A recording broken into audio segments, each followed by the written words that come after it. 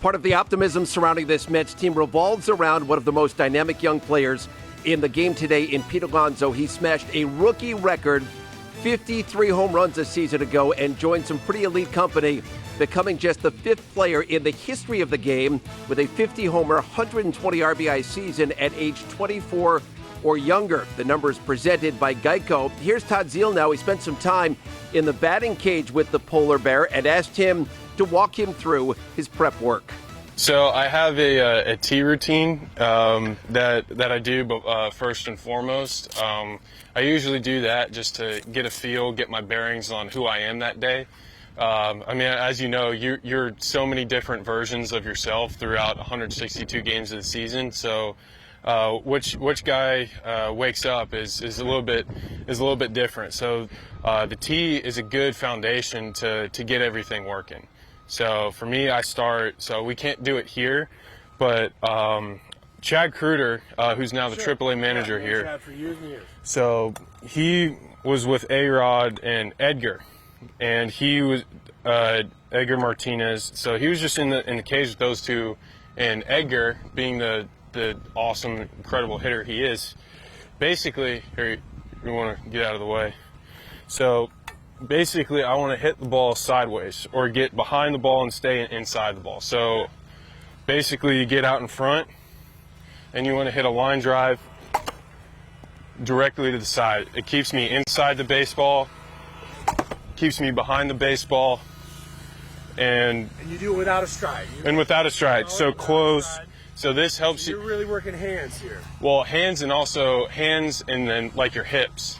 Because in order to be on plane, you need to have your entire trunk activated and on plane with your hands. I noticed when you were approaching the ball, you took that check swing that's kind of become that famous check swing that you have right now. And I wondered, is that something as a reminder? Is that something that you learned out here on the tee, or is it something you learned way back? So it's actually a drill. It is. So eventually, that's a part of the routine. So there's one more step in between.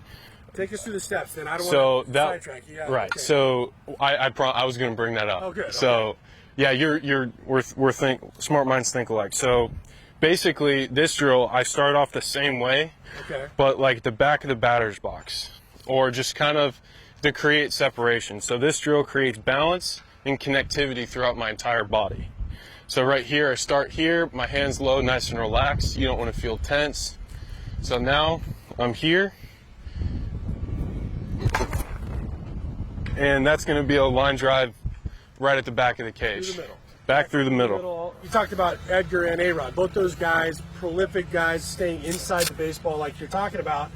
And to pull the ball that way, you've got to get the head out to it. Show me 1 second and explain to the people at home, because I know exactly what you're talking about, getting that inside out and still creating backspin, keeping the ball fair, all those things. It's something that I saw you do, I think, more in the second half of the season, because I think guys were trying to drive you in, right? Yes. So you make an adjustment on that and then keep the ball fair? Yeah, and the difficult thing with that is that if you have a middle approach, you're going to be able to pull that ball in the air organically. If I try and get it in the air on the pull side, I'm going to snap hook it, swing and miss, chase. That's my, if I try and pull balls or drive balls to left field in the air, like inorganically, then it's, for me, I'm just not going to have a competitive at bat unless I get a very, very big mistake from the guy on the mound. So I can adjust the ball a little bit. It's a little bit more out front. Because if you're hitting the inside pitch, you have to get it just a tick more out in front than as if you were going to get it down the middle or on the outside part of the plate. So if I take that same swing that I did with that line drive up the middle with the ball in the inside pitch, it should create good contact and a good trajectory for me. That's the swing, that's the contact that we want. Even though the ball's on this inside part of the plate, the ball still ended up in center field. Driving the ball straight away. Exactly. So let's see if I can do it again. And then the guy that, in this era, who's unbelievable at that is Miguel Cabrera. Yes. It's because I've watched him growing up, and he can hit a ball on the chalk of the line still hit it out to right center, right field, which is unbelievable. The low hands and the tap to the shoulder. That was something I did, and that came from my loving Steve Garvey as a kid and the straight-up approach, and I always got comfortable with my hands down low. With you, it's a really unusual approach now in the big leagues. Most guys have their hands up.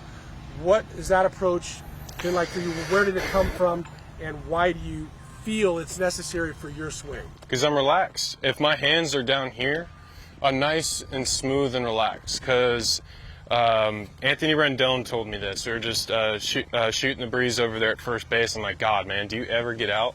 And I mean, obviously he gets out, but that's probably one of the better hitters I've ever seen today. And he said this. He's just like, well, slow is smooth and smooth is quick. So that I think that's a good way of comparing it, because I want to be as relaxed as possible. Because if I tense up, if I'm trying too hard at the plate, then I'm out of my approach. I'm out of my strength. I'm out of my game. So for me, I really take pride in being quick to the ball.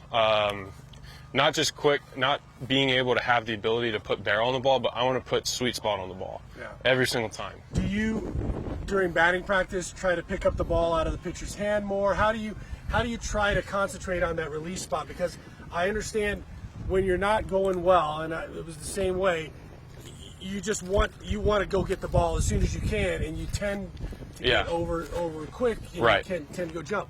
So is concentrating on that release spot and making a small window for the ball to come out essentially giving you more opportunity to see the ball, stay relaxed, and aggressively attack it? Is that kind of the approach? Yeah, so basically the drill that that half swing that you're talking about, that's the point of contact. Okay. So for me, it's like when I do that drill in my head, I'm ingraining, okay, this is the direction. My hands are going to flow right through here. This is the direction I want to be. Sweet spot. And then I bring my hands back, like on that same plane where I want to be. That's my power position. That's me being quick through the zone.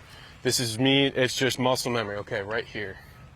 And then one guy that I watched that did the same thing was Mark McGwire. Yeah, you're right. And it's funny because he had his hands kind of down in that same position. And that was something he adjusted to as he spread out a little bit, he shortened his swing a little bit, and he brought those hands down, and his power straight away especially became, because he was quick. He was like, yeah. Hey, thank you for taking the time. No, man. of I really course. appreciate it. Great season, and thank you. Enjoy 2020.